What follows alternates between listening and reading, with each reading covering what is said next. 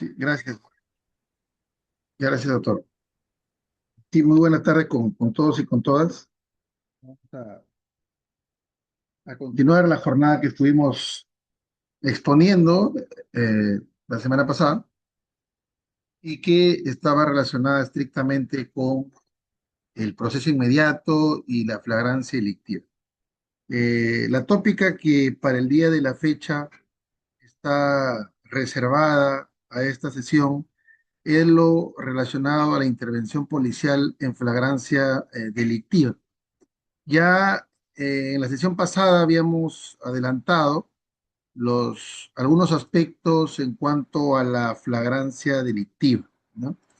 Y habíamos destacado que uno de los supuestos de procedencia del proceso inmediato era la flagrancia delictiva. Entiéndase, cuando hablamos de flagrancia delictiva, a la detención policial en flagrancia delictiva.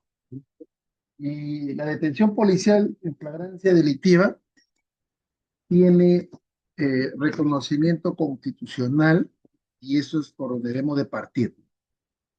La Constitución Política y Jurídica de 1993 ha establecido claramente o con suma precisión cuáles son aquellos supuestos en donde se restringe la libertad personal.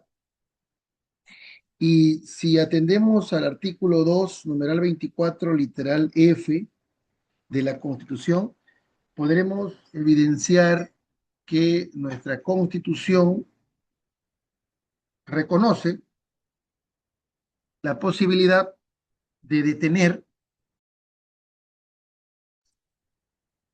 en flagrancia delictiva por parte de la Policía Nacional.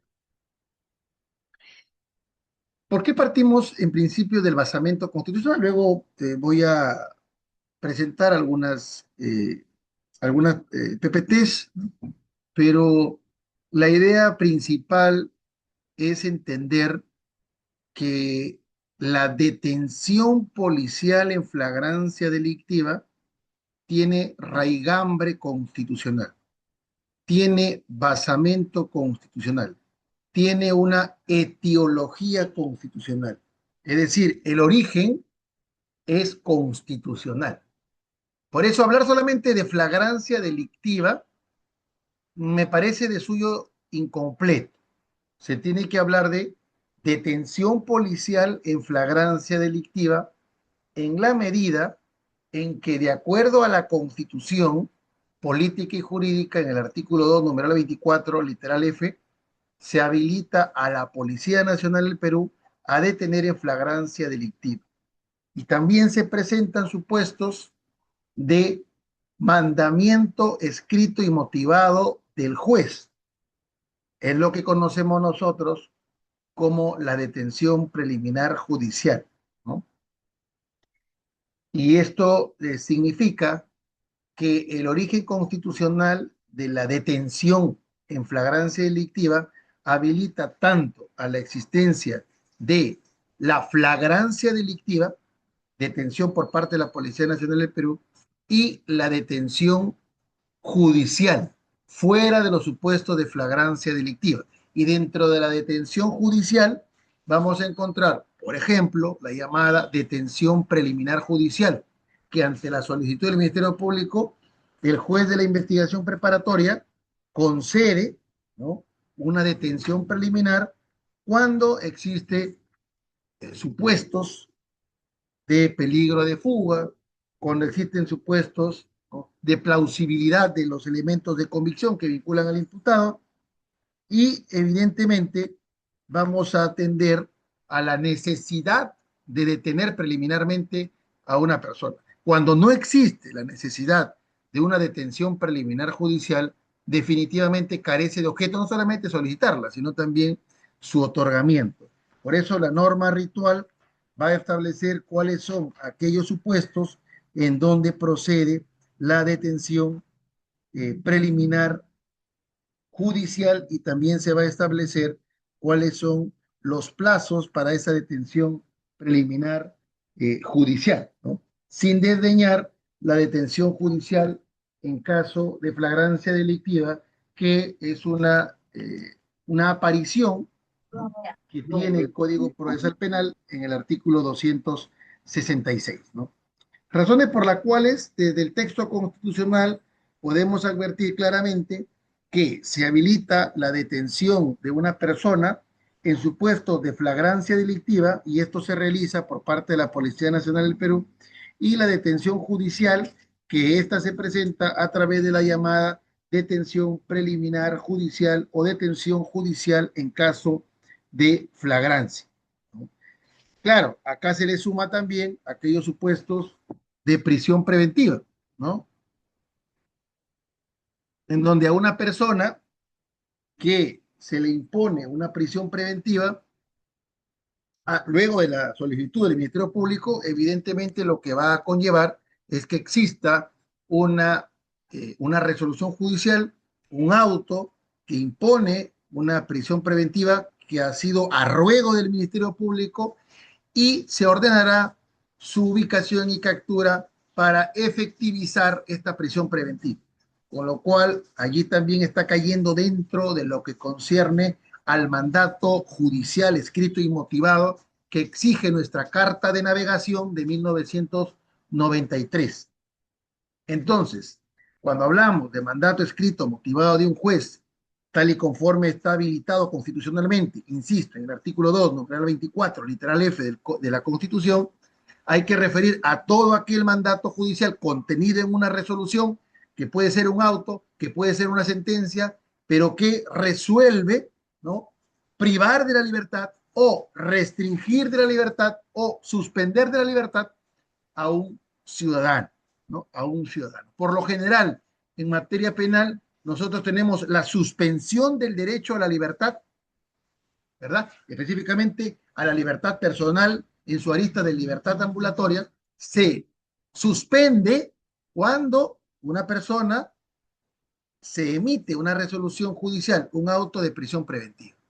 Se le priva del derecho a la libertad personal en su arista de libertad ambulatoria cuando hay una sentencia condenatoria a pena privativa de libertad efectiva. La restricción a la libertad sucede, ¿no?, cuando estamos, por ejemplo, en estado de sitio, estado de emergencia, cuando específicamente se da esta restricción, ¿no? La restricción es no solamente temporal, sino se presenta por lo general en casos en concreto y en situaciones de calamidad, en situaciones de estado de emergencia, etcétera.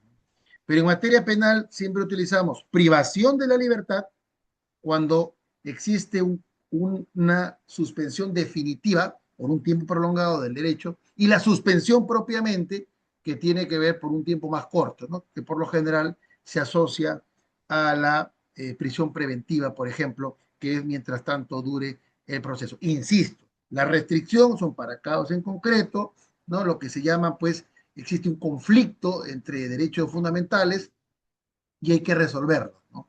O en lo que la Constitución le denomina los estados de sitio, estado de excepción, en donde ya los derechos fundamentales se restringen, ¿no? Esto de acuerdo a una teoría conflictivista de los derechos fundamentales. No cierro esta nota de digresión para poder terminar de hacer las precisiones en cuanto a la Constitución política en su artículo 2, numeral 24, literal F, ¿no?, que hace alusión a la detención policial en flagrancia delictiva y a la detención por mandamiento escrito y motivado del juez, ¿no?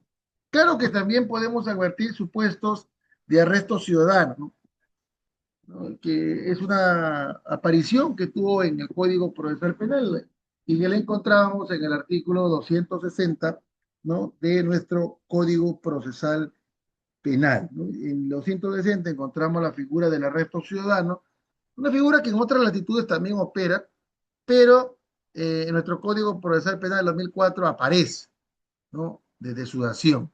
El arresto ciudadano, que no es otra cosa que aquella aprehensión, aquel arresto, ¿no?, aquella situación en la que se restringe la libertad a una persona frente a los supuestos establecidos en el artículo 259 del Código Procesal Penal. Esto significa que sin ser, ¿no?, Policía Nacional de Perú, sino un ciudadano, ¿no?, que es víctima de un hecho delictivo y encontrándose frente a cualquiera de los supuestos habilitantes de la detención policial en flagrancia delictiva o de lo que se denomina para el código flagrancia delictiva, cuando estamos en flagrancia, el artículo 259 no responde, y de tal manera que un ciudadano que está siendo víctima de un delito cualquiera o una persona que advierte que se está cometiendo un hecho punible y encontrándose frente a los cuatro supuestos de flagrancia delictiva que reseña el artículo 259 del Código Procesal Penal, se le habilita por mandato del artículo 260 a restringirle la libertad a un ciudadano vía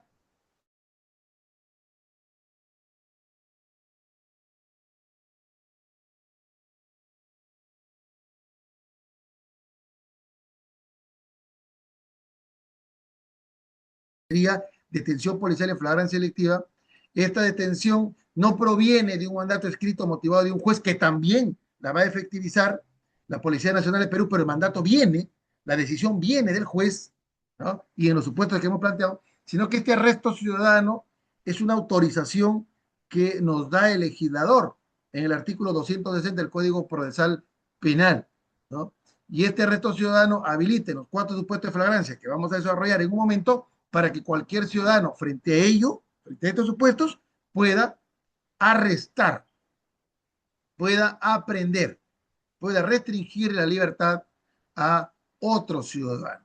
Evidentemente, el arresto ciudadano tiene una descripción prolija en el artículo 260 y existe pues ciertas prohibiciones para aquel ciudadano que efectivice el arresto, ¿no?, desde que no puede exceder del plazo, sino el plazo que se le autorice es hasta ubicar una dependencia policial más cercana y ponerlo a disposición. No se le autoriza a encerrarlo en cualquier otro sitio, ¿no?, sino inmediatamente trasladarlo hasta la dependencia policial correspondiente, ¿no? Y aquí, evidentemente, hay que tomar en cuenta que al momento en que se entrega a esta persona arrestada, se va a elaborar por parte de la policía un acta de recepción por arresto ciudadano, ¿no? Hay que tomar en cuenta que la entrega es inmediata, pero se toma en cuenta también el tiempo que demanda para trasladarse a la dependencia policial más cercana. No se le puede encerrar, no se le puede privar de su libertad en lugar público o privado, ¿no? Y que evidentemente tampoco conllevaría a usar vías de hecho que no sean necesarias. Claro, la policía tiene autorizado el uso progresivo de la fuerza en supuestos de una resistencia que pueda oponer la persona que va a ser detenida, ¿no? En el caso de arresto ciudadano, no se señala específicamente, pero habría que entender por los principios de razonabilidad y proporcionalidad que se puede autorizar, en este caso, vías de hecho razonables para ese momento, ¿no? Se entiende, pues, buscar aprenderlo, lo que implica sujetarlo de una manera que permita su traslado, pero sin excedernos de estas vías de hecho. No se va a autorizar, por ejemplo, golpear a esta persona durante todo el trayecto hasta llegar a la dependencia policial, porque esta afectación a su sustrato corporal no tendría ningún sentido, no tendría ninguna razón, no estaría justificado frente a estas circunstancias, ¿no? Claramente que estos excesos podrían conllevar también al inicio de un proceso, de una investigación en contra de la persona que arrestó por haberse excedido. Y pasa lo mismo con personal policial. Cuando personal policial detiene en flagrancia delictiva y hay un exceso en sus atribuciones, hay un exceso en el uso de la fuerza, evidentemente que si este uso excesivo de la fuerza o desproporcionado causa lesiones, ¿no?, de cualquier tipo, conllevará a que pueda iniciársele administrativamente y penalmente una investigación, en tanto que se tendrá que evaluar, ciertamente, si el uso fue progresivo, fue razonable, dadas las circunstancias. De demostrarse que no fue un uso progresivo, que no hubo necesidad de emplear la fuerza, y por el contrario, el personal policial lo hizo de una manera ligera, de una manera arbitraria, de una manera antojadiza, de una manera irracional, conllevará pues a que se pueda iniciar una investigación y a la postre aplicar una sanción administrativa o penal, según sea el caso, según sea la intensidad de la afectación a su sustrato corporal.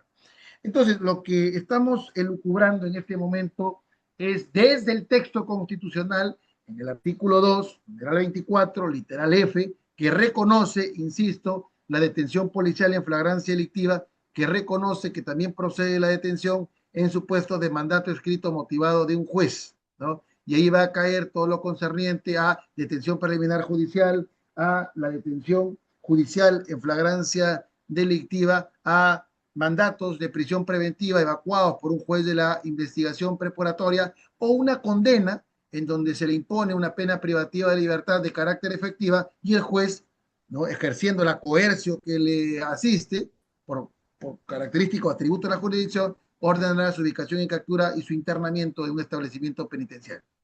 Con lo cual, el artículo 2, numeral 24, literal F, es de lo que podemos extraer y que reconoce, ¿no?, a la detención policial.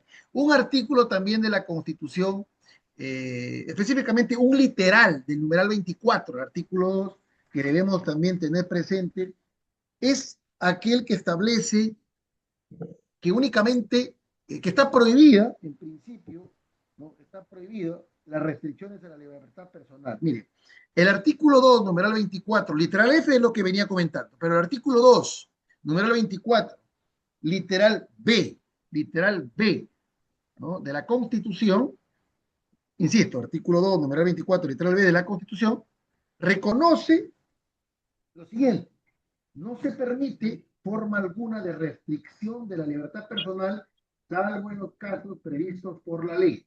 Están prohibidas la esclavitud, la servidumbre, la trata de seres humanos, cualquiera de sus formas. Entonces, lo meridiano de este dispositivo constitucional y que cumplimenta al dispositivo anteriormente glosado es que la propia Constitución, el constituyente del 93, no tuvo mejor idea, y así lo plasmó en este dispositivo constitucional, al momento de establecer que, ¿no?, está prohibida toda forma de restricción de la libertad personal. Miren, está prohibida, no se permite forma alguna de restricción de la libertad, y ahí hace una pausa, ¿no?, intensa, el constituyente en este literal B del número 24, el artículo 2 de la Constitución, cuando indica, ¿no?, salvo en los casos previstos en la ley, salvo en los casos previstos por la ley. ¿Qué significa? Pues lo que está significando acá es que solamente la ley podría establecer, ¿no?, supuestos de restricción de la libertad. La restricción de la libertad, ¿no?, liminarmente, prima facie, está prohibida, salvo los casos en que la ley autoriza. Y el caso más palpable que tenemos lo vemos en el Código Procesal Penal, vía la detención policial en flagrancia delictiva, que ciertamente tiene reconocimiento constitucional, pero tiene desarrollo legal en el artículo 259, en el arresto ciudadano, que está en el artículo 260, ¿no? E incluso, si vamos más allá, en los supuestos de control de identidad, que se autoriza al personal policial a retener al ciudadano, ¿no? Se le retiene al ciudadano para vía de control de identidad. También se le retiene para supuestos de verificación de intoxicación alcohólica y ser trasladado a la sanidad. Entonces, estos supuestos de retención van a caer dentro de los alcances del artículo 2, numeral 24, literal B de la Constitución, en donde ciertamente prohíbe, proscribe, limita, restringe cualquier aspecto que tenga que ver con la libertad personal. Es decir, nadie puede privar de libertad personal, sin embargo, sí en los supuestos previstos por la ley. Y en estos supuestos previstos por la ley lo vamos a encontrar en el Código Procesal Penal, ¿no? En las figuras que hemos enunciado. Control de identidad, por ejemplo, la retención para ser conducido a exámenes sanguíneos y verificar intoxicación alcohólica, ¿no? Entonces, en estos supuestos se van a evidenciar, evidentemente, esta retención por parte de la Policía Nacional del Perú, que esta retención finalmente es una restricción de la libertad autorizada por la norma procesal, ¿no? Conforme lo hemos visto en el Código Procesal Penal y en específico en lo atinente al control de identidad, al control para verificar intoxicación alcohólica, ¿no? Incluso en el registro personal, porque aún sea por poco tiempo se está restringiendo la libertad de una persona, ¿no? Entonces, en esos supuestos estamos contemplando cómo es que se desarrolla el artículo 2, numeral 24, literal B de la Constitución. Entonces, esa es la base constitucional de lo que viene a ser eh, la limitación del derecho a la libertad personal. Estos supuestos de detención policial en flagrancia, lo que se han mencionado hace un momento. Muy bien, entonces vamos a desarrollar con mayor amplitud, ¿no? Lo concerniente a la detención policial, al rol de la policía en o de cara a la detención policial en flagrancia delictiva.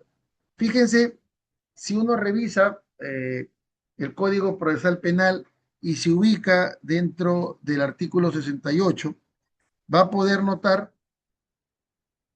que el desarrollo que presenta nuestro Código Procesal Penal en relación con la flagrancia delictiva, ¿no? En relación con la detención. Vea usted, si usted se va al artículo 68 de nuestro Código Procesal Penal, ¿no? Va a encontrar aquí, y con las modificatorias sufridas, evidentemente, con la ley 32.130, en el artículo 68, en principio, usted va a encontrar las atribuciones de la Policía Nacional de Perú, ¿no? Ahí va a encontrar las atribuciones de la Policía Nacional. Y dentro de las atribuciones que tiene la Policía Nacional de Perú, en este artículo 68, numeral 1, si va advirtiendo y revisa, se dará cuenta que hay una atribución en donde específicamente va a facultarle a la Policía Nacional del Perú para que pueda intervenir y detener a los presuntos autores y partícipes en caso de flagrancia, informándoles de inmediato sobre sus derechos. Estamos hablando del tema el día de hoy que tiene que ver la Policía Nacional del Perú y la detención en flagrancia delictiva. El artículo 68, numeral 1, literal H del Código Procesal Penal, establece claramente intervenir y detener, ¿no? Intervenir y detener a los presuntos autores y partícipes en caso de flagrancia delictiva, ¿no? Miren que se utiliza aquí, ¿no? Como usted observa, lo relacionado en el literal H, ¿no? Intervenir y detener. Parecería que son dos categorías distintas, dos categorías independientes, dos categorías que desde su definición eh, no presentarían, ¿no? Si se quiere, una relación directa. Pero, vea, eh, algo que siempre ha sido claro o se ha encontrado claro es que el Código Procesal Penal solamente alude a la forma en cómo se restringe la libertad a través de la detención policial en flagrancia, ¿no? Y hablando desde la Policía Nacional, ¿no? Detención policial en flagrancia y eh, retención de la persona, ¿no? Entonces, Esto no ha sido una novedad de la Corte Suprema, sino esto emerge del propio texto del Código Procesal Penal, ¿no? En donde se establece que los únicos supuestos de restricción de la libertad son establecidos en la ley, el Código Procesal Penal. Y aquí vamos a encontrar la detención policial en flagrancia delictiva y la figura de la retención. Y la retención en aquellos casos en donde procede conforme a la ley procesal penal. Por eso cuando utiliza la expresión intervenir, que ciertamente lo que se precisa es que la intervención es un término policíaco, es un término policivo, es un término de largor policial, ¿no? Por eso tenemos el acta de intervención policial, ¿no? Pero intervenir es simplemente un verbo, ¿no? Intervenir haciendo uso de la terminología policiva es toda aquella participación que tiene la policía, acta de intervención policial. La intervención policial no necesariamente es una detención, no necesariamente es una retención. La intervención es la participación de la Policía Nacional de Perú. Que la intervención policial esté relacionada con la detención de un ciudadano, evidentemente. No es que se intervenga y detenga, se está deteniendo. El acto es la intervención porque hay una participación policial, pero propiamente es una detención policial en flagrancia. Igual en la retención. La retención es una intervención policial porque demanda una participación de la policía, pero evidentemente no es que la categoría intervención sea la retención, sino que la intervención es de suyo una participación. Por eso hay que entenderlo como intervenir, como participar, pero no como una categoría aislada. Es decir, y esto, como les digo, se ha precisado, ciertamente, se ha reiterado lo que la norma procesal establece en sentencias de la Corte Suprema, que lo que ha hecho es referirse al Código Procesal Penal. Y es simplemente que la intervención no conlleva como categoría individual, como concepto único, ¿no? A que se entienda privarle de libertad. O sea, la condición de intervenido, la condición de intervenir, no conlleva una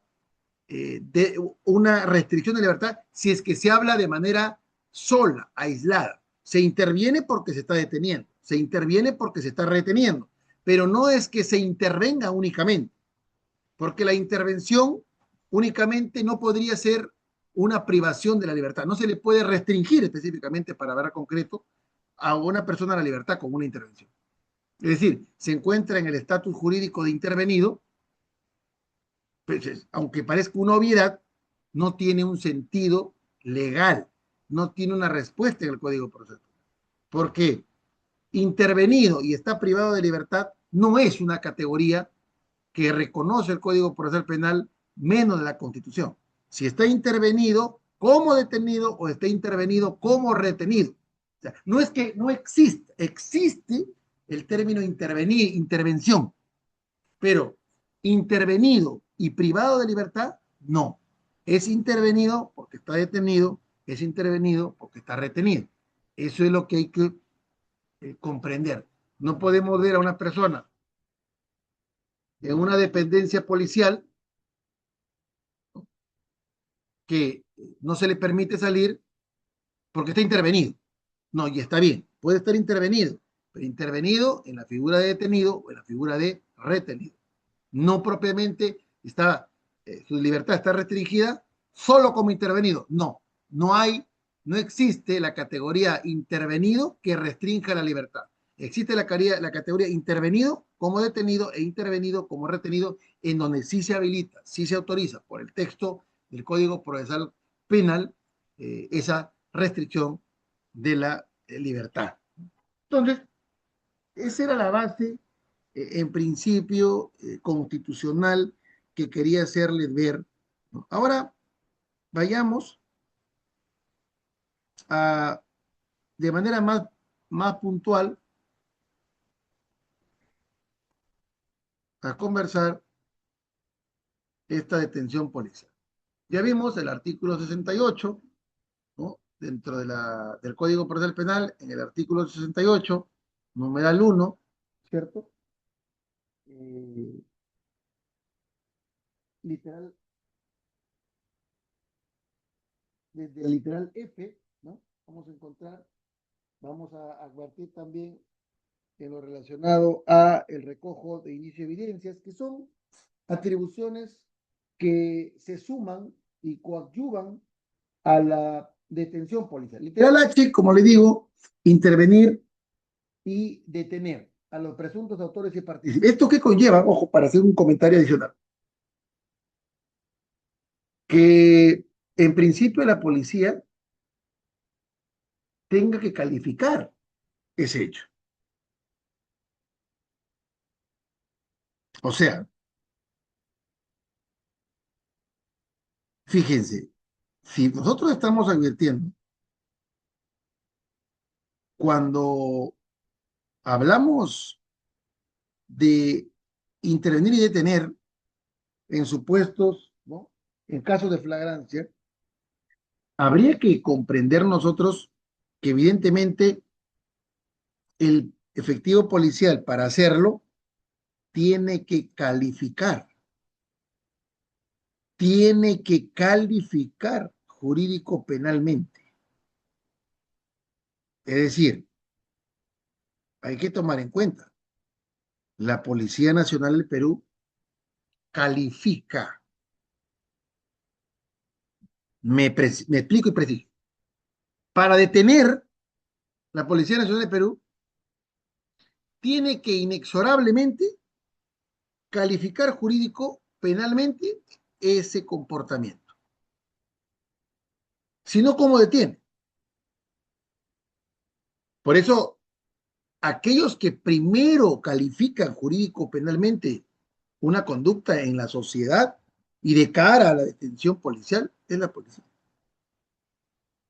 Si el policía no calificara jurídico penalmente ese comportamiento, no sabría si detiene o no. Esta calificación es de inmediato, ¿no? Frente a un hecho que se da en la realidad, en el mundo fenomenológico, pues inmediatamente la policía califica jurídico penal. Si es un hurto, si es un hurto con agravantes, si es un robo, si es un robo con agravantes, si es un delito de secuestro, si es delito de extorsión, entre otros. Entonces, allí tenemos claramente cómo es que la Policía Nacional, para intervenir y detener en flagrancia delictiva, tiene que calificar jurídico penalmente ese hecho. Por tanto, son los primeros en calificar jurídico penalmente ese comportamiento. De allí que tengan que discernir si detienen o no detienen, porque ya establecieron si es o no un delito sancionado por la ley penal. Pero además hace algo muy puntual, ya que estamos hablando de la policía y la detención. Sostiene, fíjense, que debe de informársele sus derechos. Entonces, eso es algo que debemos de tomar en cuenta. Miren, lo que se está haciendo es, si nosotros eh, nos queda claro que la policía tiene facultades de intervenir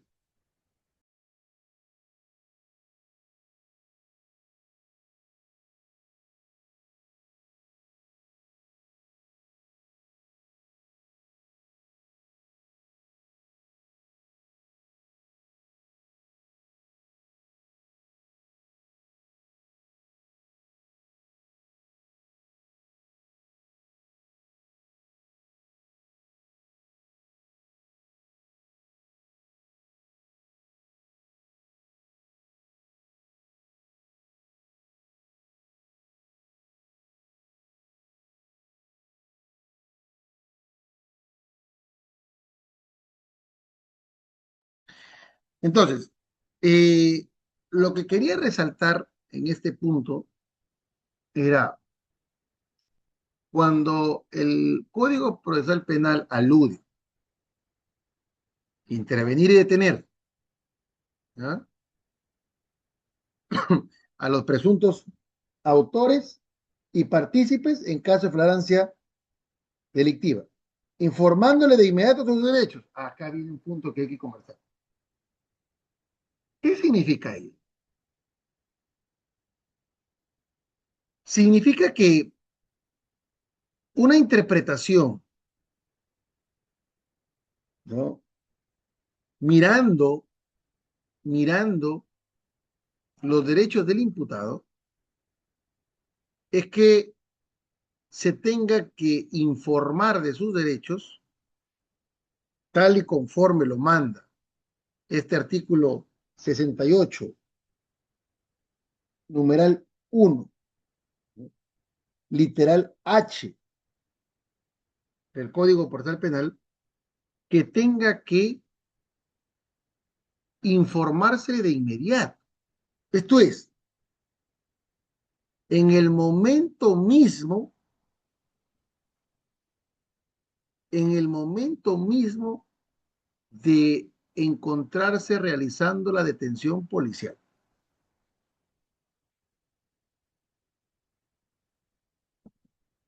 Por eso nos llama la atención que cuando uno revisa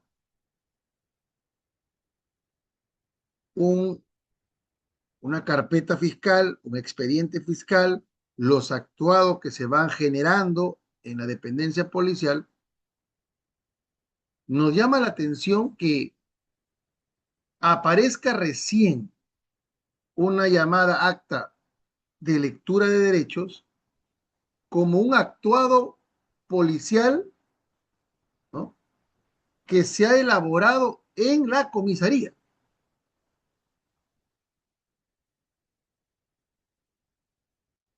Es más, definitivamente que si yo quiero plasmar que le he dado lectura a los derechos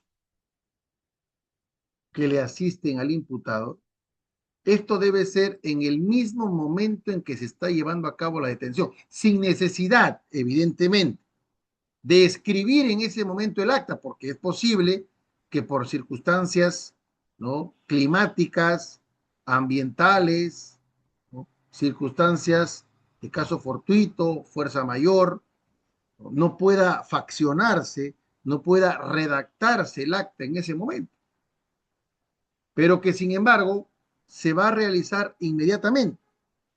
Pero tiene que quedar constancia que se dio en el acto mismo de la detención policial, no en un acto posterior.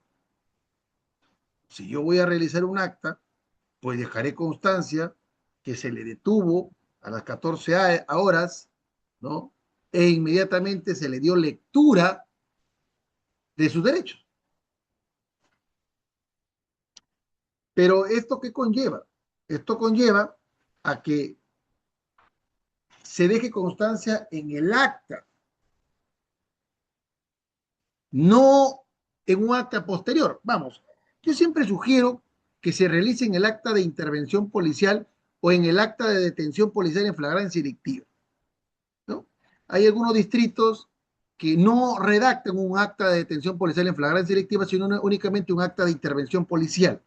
Entonces, si eso es así, habría que consignar allí explícitamente, exprofesamente, que se procedió a dar lectura a los derechos contenidos en el artículo 71, los cuales son los siguientes. O sea, ya la Suprema en un momento señaló, o sea, no basta, y el propio Código Procesal Penal así señala, no basta precisar el artículo donde están las exigencias, los presupuestos, los requisitos, los procedimientos, no, hay que transcribirlos, hay que precisarlos. ¿Por qué? Porque si el imputado, entiéndase, la persona que está siendo detenida en flagrancia, se le va a invitar a que suscriba, se le va a indicar que suscriba el documento, teniendo todo el derecho a negarse a hacerlo, explicitándose las razones por las cuales se niega a firmar, pero ya se está indicando expresamente cuáles son sus derechos. Se entiende que el personal policial le ha dado lectura al acta. Ahora, esto no es una novedad. El Código Procesal establece en el artículo 120 que las actas policiales, a la hora que son redactadas, y antes de suscribirse tiene que darse la lectura. Hay que lecturarlas, hay que leer el contenido. Entonces, conforme lo establece el artículo 68, ¿no? Numeral 1, literal H del Código Procesal Penal, autoriza a que se establece que en el momento en que se detiene, se le haga saber sus derechos, que están en el artículo 70. Sugerencia, en el acta de intervención policial, en el acta de intervención policial y detención policial en flagrancia, o en el acta de detención policial en flagrancia delictiva, conforme a la denominación. Recordando que no es que el título haga el documento, sino que el contenido hace el documento. Probablemente estemos frente, ¿no?, a un acta de registro personal, pero se intituló, se le consignó como denominación, como título, eh, cualquier otro nombre. Pero no por ello vamos a considerar al acta propiamente por el título que lleva, sino que habría que entender el contenido de ese documento para comprender qué tipo de documento es. Por eso yo veo mucha preocupación cuando se basan por el título, por el epígrafe, por la denominación del acta. El título no va a ser el documento, hace al documento el contenido del documento. Por ello, no hay que darle mucha preocupación cuando a veces y es más, he visto actas policiales extremadamente elongadas, ¿no?, con una denominación muy amplia. Lo vemos, por ejemplo, en las actas relacionadas con el tráfico ilícito de drogas, ¿no? Acta, ¿no?, que tiene que ver acta de lacrado, comiso, descarte, pesaje, trasvase y lacrado de droga. O sea, describimos todos los actos, está bien, pero no invalida el acta su título. No sé qué tomarlo en cuenta. La invalidará, revisamos el 120, el 121 del Código Procesal Penal, pues que no estén firmada por o suscrita por los funcionarios que han participado, o que no se diga nada de quiénes son, o que no se consigne su lugar y fecha.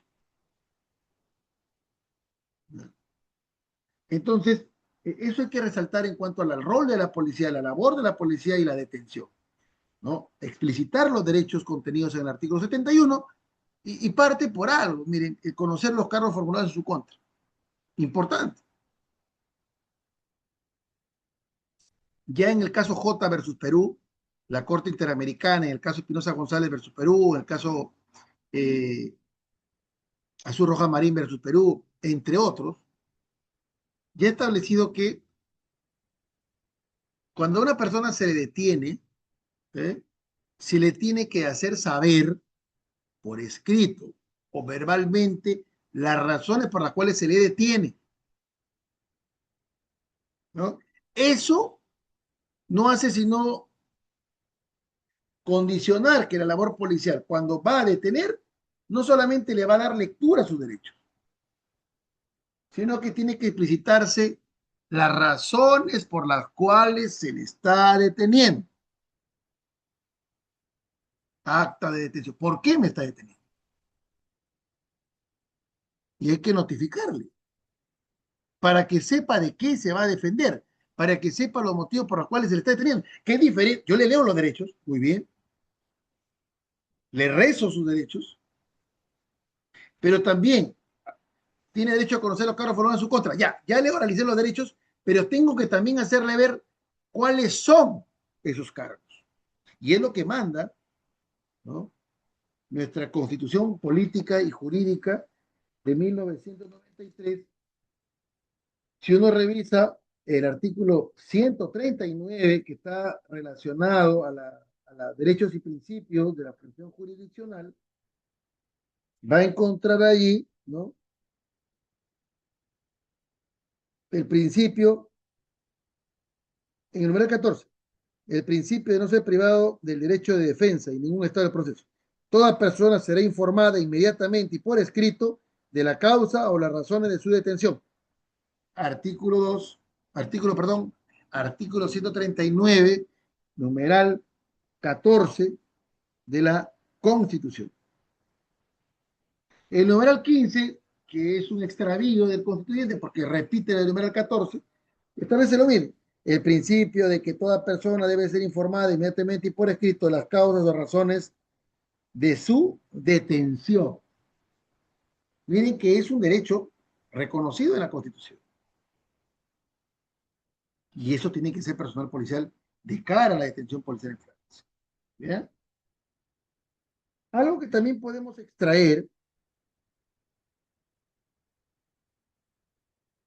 de este artículo 68,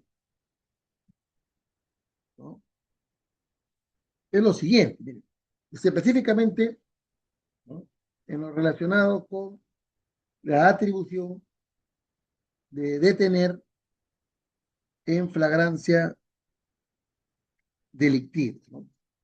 En este mismo artículo, en este mismo literal, el H del numeral 1, artículo 68, es requerirle sus documentos de identidad personal para su comprobación y recibir las versiones que puedan hacer en ejercicio de su derecho de defensa, sin afectar su derecho a guardar silencio y a la no autoincriminación. Vea, esto fue modificado, pero es muy interesante conversar. Ve, dice, señala, intervenir y detener a los presuntos autores y partícipes en caso de flagrancia, correcto, informándole de inmediato sobre sus derechos. Luego, requerirle sus documentos de identidad personal para su comprobación. Acá estaría reconociendo el derecho que se tiene a realizar el control de identidad. Y el control de identidad tiene un reconocimiento específico, ¿no?, específico en el Código Procesal Penal, que incluso tiene sus propias reglas, sus propias reglas. Y esto lo encontramos en el artículo 205 de la Constitución. Entonces, lo que vemos nosotros es que en el artículo 68, numeral 1, literal H, alude también a la posibilidad de requerir documentos por parte de la policía. Y además, y recibir las versiones que puedan hacer en ejercicio de su derecho de defensa, sin afectar su derecho a guardar silencio y a la no autoincriminación. ¿Cómo lo entendemos esto? Miren que estamos hablando todavía policía, detención. Y yo creo que una de las formas, si se quiere, más adecuada de intervenir este precepto es la siguiente. Cuando se detiene a una persona, ¿no?, al estar involucrada en la comisión de un delito, por lo general, la policía tiene un contacto directo con estas personas intervenidas. ¿Entiendes? Van a ser detenidas. y siempre se desliza por parte de quienes están siendo pasibles de detención un conjunto de versiones que hemos podido evidenciar en algunos casos seguramente cuando señalan, ¿no? Estoy arrepentido, es la primera vez que lo hago, yo no la he golpeado, solo la asusté, yo solamente le arranché la cartera, tenía necesidades porque tengo un familiar enfermo. Son versiones que siempre son deslizadas al momento de darse esta aprehensión o detención en flagrancia. No hay que, no podemos quizás desconocer ello, pero esto muchas veces se realizaba y la defensa cuestionaba indicando que esta versión dada por el imputado, entiéndase por el detenido, no podía tener valor en la medida en que fue realizada sin presencia de su abogado defensor. Y que eso evidentemente generaba una autoincriminación. Claro, eh, esto conllevó, ¿no?, a que se presenten tutelas de derecho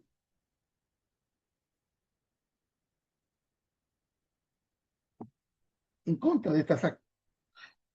Pero miren,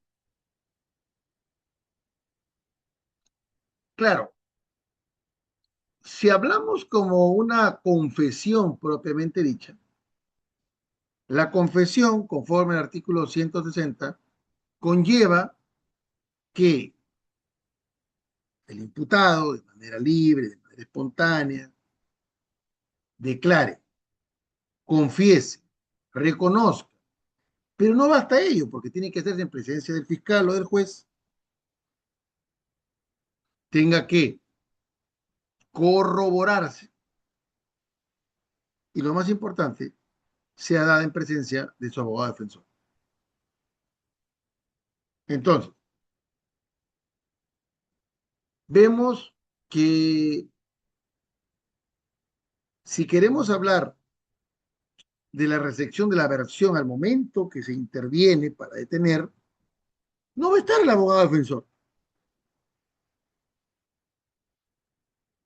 Imagínense que el propio imputado, el detenido, voluntariamente, en ejercicio de su propio derecho de defensa material, quiere expresar lo que él en ese momento está queriendo indicar. ¿Por qué la policía no podría recibir su versión como uso del derecho de defensa que tiene, sin afectar el derecho a guardar silencio y el no autoincriminación? Esto quiere decir que personal policial, si está realizando una detención, podría indicarle, ¿no? Como cual leyes de Miranda norteamericana, tiene derecho a guardar silencio, tiene derecho a contar con un abogado defensor de libre elección, tiene derecho a conocer los cargos formulados en su contra, tiene derecho a guardar silencio, tiene derecho a que se le presuma inocente, tiene derecho a solicitar actos de investigación, tiene derecho a la no autoincriminación, tiene derecho a contar con su abogado, que se indicó. Ya. Pese a eso, él dice, la verdad, yo sí estoy arrepentido.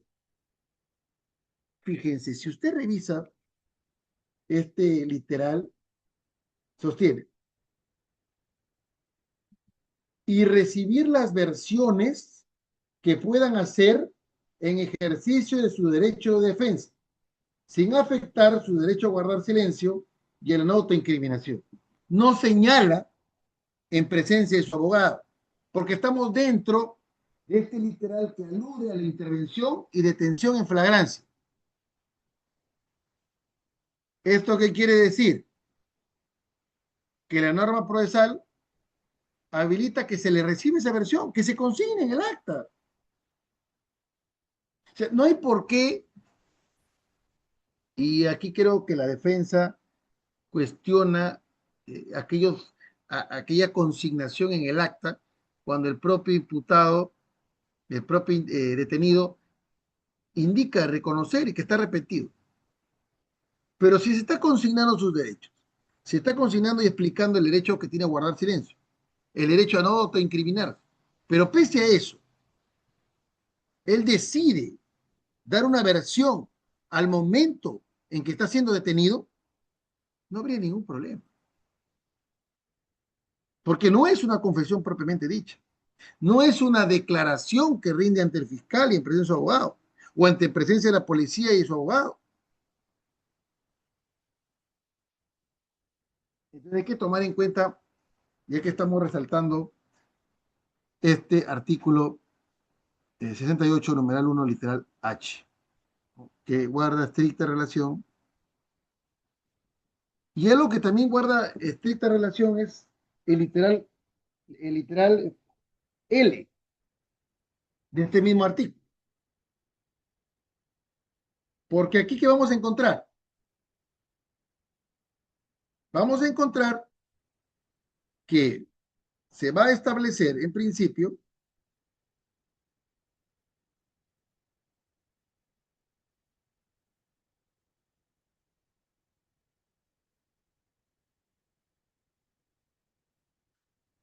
por ejemplo, ¿no? El literal L, recibir la manifestación de los presuntos autores o partícipes de delitos, con presencia obligatoria del abogado defensor, de su elección o del defensor público que corresponde. Si el fiscal tiene conocimiento de la diligencia y no puede participar de forma presencial, podrá hacerlo de manera virtual, debiendo dejarse constancia de su participación. Idea.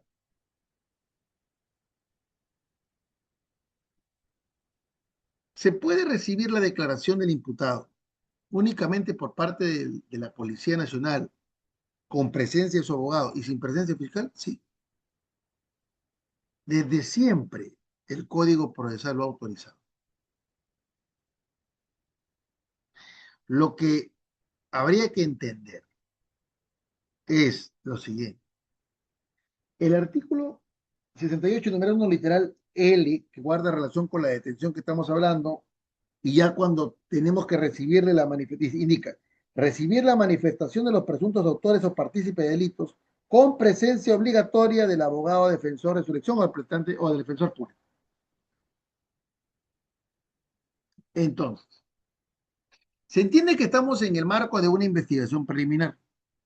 Se entiende que estamos en una investigación preliminar que conduce operativamente la policía, está a cargo de la policía y que conduce jurídicamente el fiscal. Entonces, significa que si la policía programa la declaración del imputado,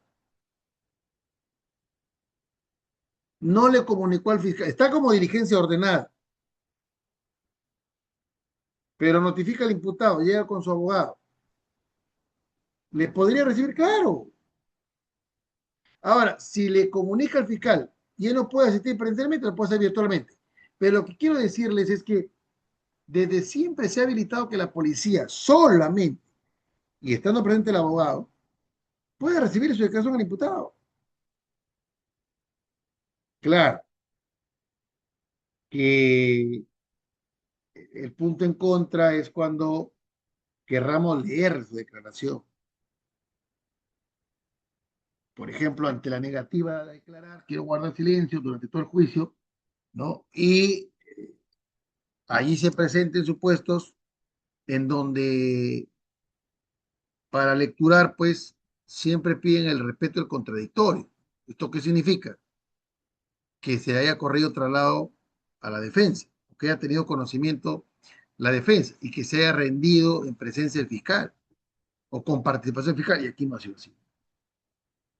Bueno, esas son las reglas que aplica para lecturar una declaración, ¿no? Para oralizar una declaración conforme al 383. Entonces, quizás lo correcto para evitar vicisitudes en juicio, sea que participe el fiscal. Pero, como se menciona, se habilita también a que pueda darse, en este caso, la declaración solo ante la policía y en presencia del abogado. Muy bien, entonces veamos en principio qué es lo que establece. Miren que el Código Procesal Penal. Seguimos en cuanto a la flagrancia, en cuanto a la participación, fíjense, vamos a entrar ya al artículo 259 que alude a la flagrancia delictiva.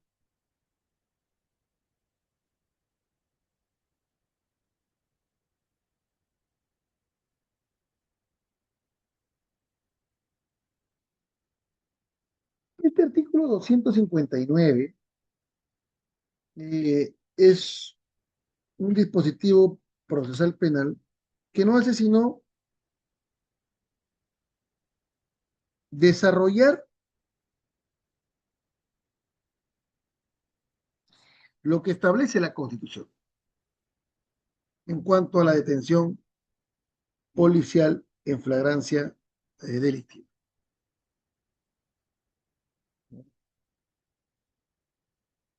Y fíjese, sostiene lo siguiente, el artículo 259 del Código Procesal Penal. La Policía Nacional del Perú detiene sin mandato judicial, a quien sorprenda en flagrante delito. Y explica, existe flagrancia cuando ahí empieza el desarrollo. Miren, ¿eh? El artículo 2, numeral 24, no, literal F de la Constitución, constitucionalmente reconoce el Instituto de la Flagrancia. Muy bien. El artículo 259 desarrolla cuando estamos ante la flagrancia delictiva. Y acá se presentan cuatro supuestos habilitantes de la detención en flagrancia delictiva. Cuatro supuestos habilitantes que vamos a conversarlos de manera muy rápida. Pero esta atribución de la detención antes del desarrollo de estos supuestos se replica en otros artículos del Código Procesal Penal.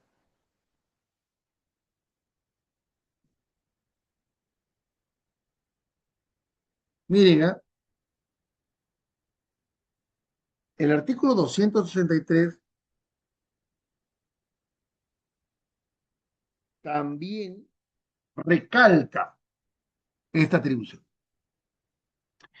La autoridad policial que ha efectuado la detención en flagrante delito o en los casos de arresto ciudadano, informará al detenido del delito que se le atribuye y por los canales correspondientes comunica inmediatamente al hecho al Ministerio Público. Muy bien. Entonces, a lo que estamos viendo es que el 259 también se compagina con el 263. Esto quiere decir explicarle los cargos formulados en su contra. Ahora bien, la ley de la Policía Nacional del Perú, que es el decreto legislativo 1267 del 18 de diciembre del año 2016, acá la Policía Nacional del Perú, en su ley, también va a establecer como una de sus Soy igual que atribuciones, los profes también. Viva la audiencia. cuidado, un audio abierto por ahí. Bueno, esta ley de la Policía Nacional de Perú establece en su artículo 3 cuáles son las atribuciones de la policía. Y acá se desarrolla intervenir, citar, conducir compulsivamente, retener y detener a las personas, de conformidad con la Constitución y la ley. Acá vemos que incorpora la categoría intervenir, ¿no? Pero que ya hemos hecho una conversación sobre esto, ¿no? Y ahí tenemos la categoría detener. En la ley de la Policía Nacional, artículo 3, detener, detener.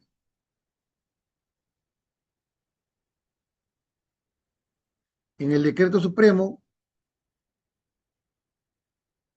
026-2017, el reglamento de la ley de la PNP en su artículo 5, también alude a detener a personas de conformidad con la Constitución y la ley. Siempre genera esa ligazón con la Constitución y con la ley. Con la Constitución ya sabe usted, artículo 2, numeral 24, literal B y literal F.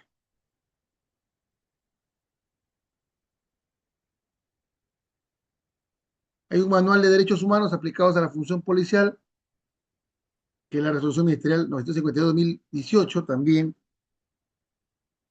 señala que la Policía Nacional, el personal policial puede usar la fuerza de manera progresiva y diferenciada, de conformidad con los principios de legalidad, necesidad, proporcionalidad. Y también la detener en flagrante delito por mandato judicial, que es lo que emerge de la Constitución, sino que estamos viendo la base también infraconstitucional. ¿Qué es la flagrancia? Para ir dando ya algunas presiones excepcionales antes de acabar. Bueno, la expresión metafórica se refiere a combustionar, ¿no? Flagrar es combustionar. Flagrar es arder. Por eso, la flagrancia delictiva está vinculada al momento en que es percibida, apreciada la ejecución de un delito. Es flagrancia cuando alguien observa, porque da una convicción mayor respecto de lo que está sucediendo y respecto a su vinculación con el imputado. Entonces, flagrar viene de flagrar. Esto es arder, combustionar, aquello que está ardiendo, resplandeciendo como fuego, a ojo de todos. Entonces, una idea que podemos extraer, ¿no? Es que todos los delitos son flagrantes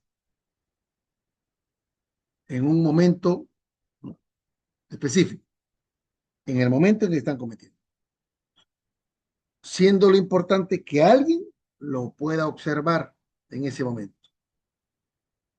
Se da la flagrancia cuando alguien observa, cuando alguien mira, aprecia que está cometiéndose este hecho delictivo.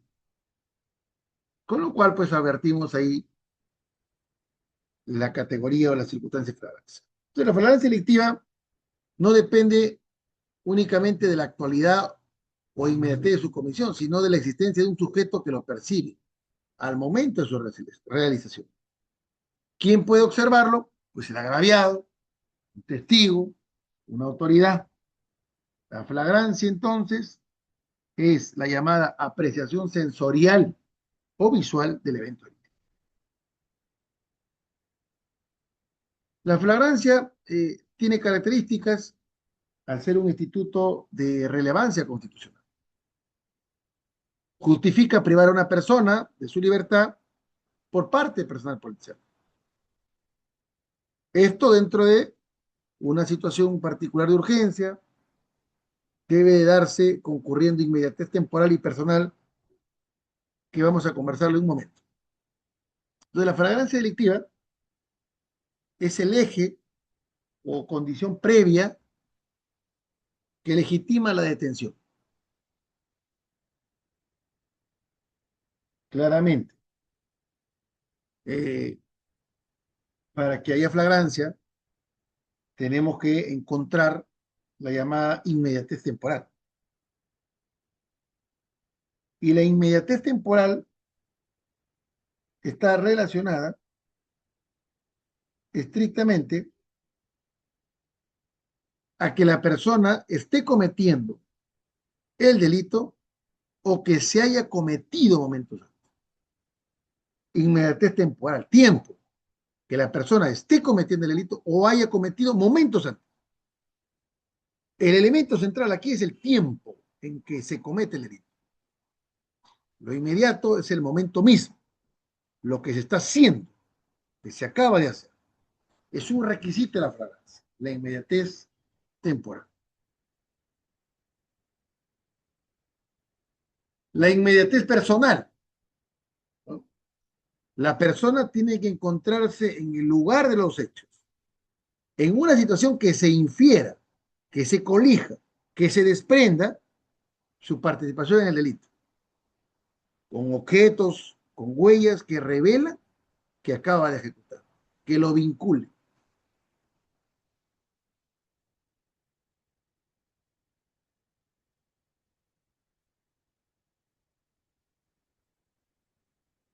Entonces,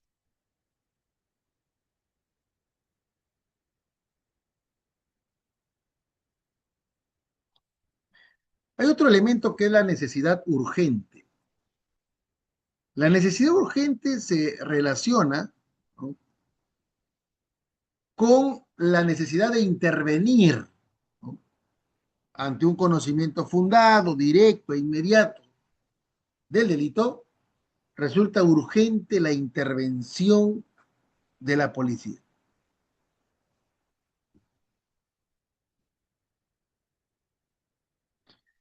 Resulta urgente la intervención de la policía para que proceda conforme a atribuciones. Esto es, para que le ponga término al delito.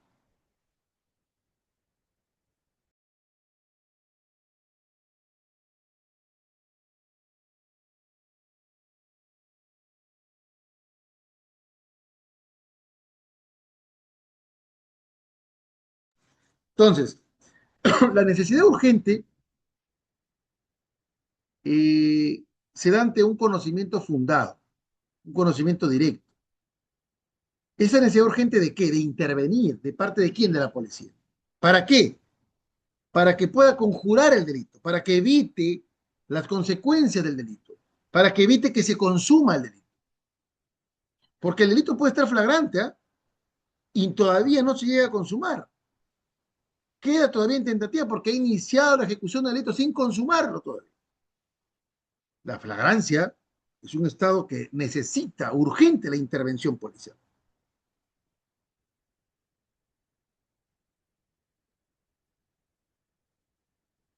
Entonces, tenemos estos elementos: inmediatez temporal, inmediatez espacial, relación directa del imputado con la cosa, porque se le encuentra objetos, instrumentos, la percepción directa del agraviado, de un testigo, de la policía, y la necesidad urgente de la intervención para conjurar los efectos del delito.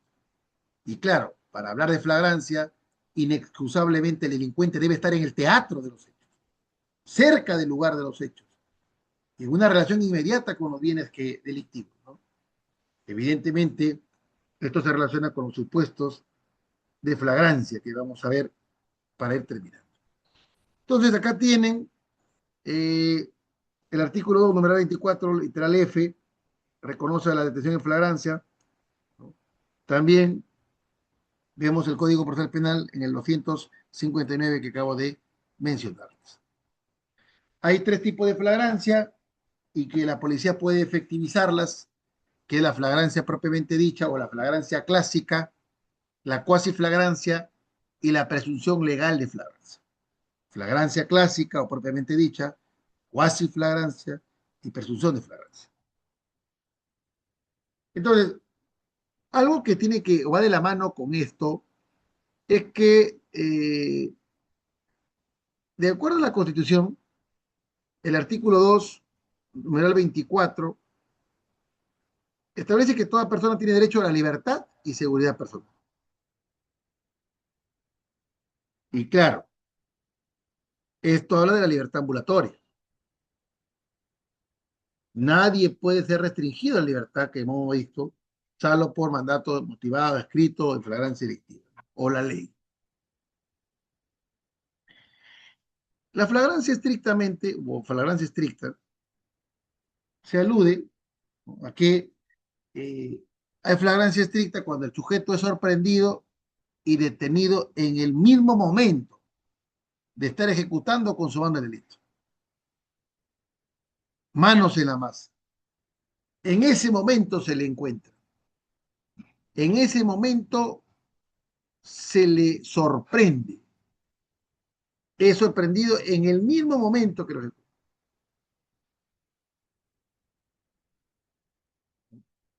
Una persona que ingresa a una casa, ¿no?, aprovechando la ausencia del dueño, ingresa a un banco, pero de repente suena la alarma, una alarma silenciosa, la policía llega y lo encuentra pues a la gente sustrayendo el botín. Flagrancia clásica.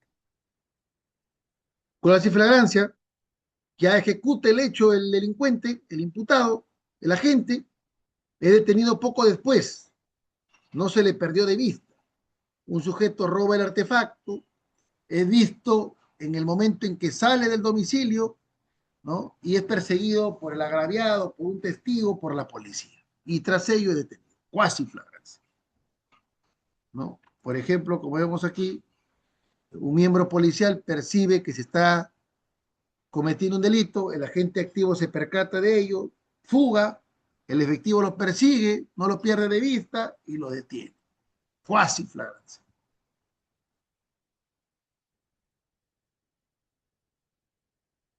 La presunción de flagrancia, el individuo ni ha sido sorprendido al ejecutarlo, ni tampoco ha sido perseguido luego de cometido el hecho, sino que hay indicios razonables que nos permiten pensar que es autor del hecho. Y aquí viene un tema. El 259, numeral 6D, reconoce cuando el agente ha huido y ha sido identificado durante o inmediatamente después de la perpetración del hecho punible, sea por el agraviado, sea por un testigo presencial, sea por medio audiovisual, sea por equipo de tecnología que registre su imagen dentro de las 24 horas de procedimiento. Miren esta presunción legal de flagrancia. La ley hace presumir la flagrancia para efectos de la detención policial. El agente huye, comete el delito, huye, pero al momento de cometer el hecho, la policía, el agraviado lo observa, lo identifica, o un testigo presencial, ¿no? Luego se va, se esconde, y imagínense que dentro de 10 horas el agraviado lo vuelve a ver. Va a la comisaría y de acuerdo al artículo 259, literal C, está habilitado la policía para detenerlo.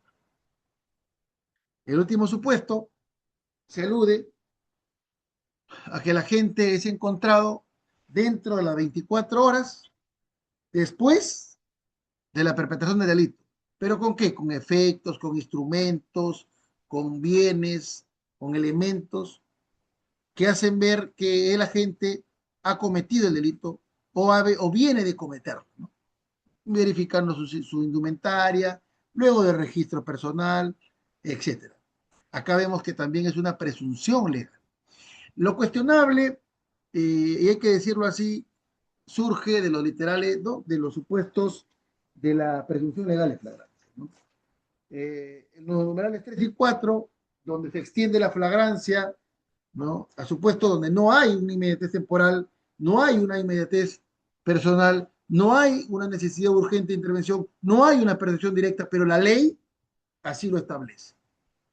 Son supuestos que lamentablemente conllevan a que cualquier persona pueda denunciar a alguien que ha cometido un delito en horas de la mañana, van a la comisaría en horas de la tarde y piden su detención, ¿no?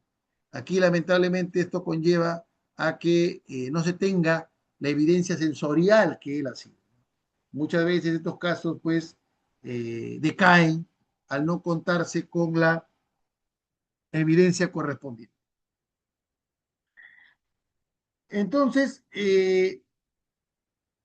algo que debemos de tomar en cuenta también es que la ley 30.558, que es publicada en el año 2017, en mayo, modifica pues el artículo 2, numeral 24, literal F, en cuanto a el plazo.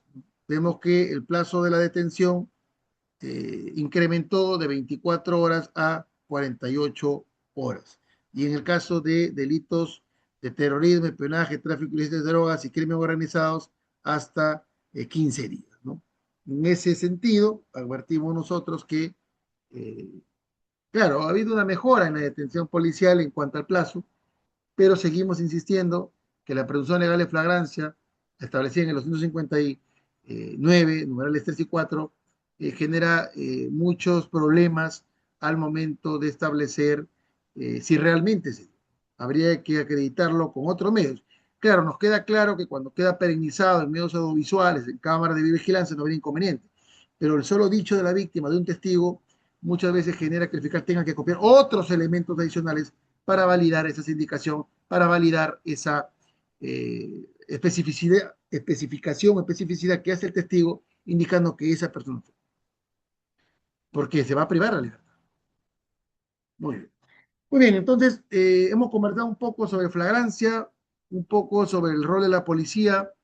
Estoy llano a cualquier inquietud, cualquier pregunta que tengan a bien formular en estos minutos de tiempo que nos quedan. Le doy pase. Sí, doctor José, gracias mucha, muy bien por su paciencia, por su docencia. Doctores, ¿alguna pregunta para el docente el día de hoy?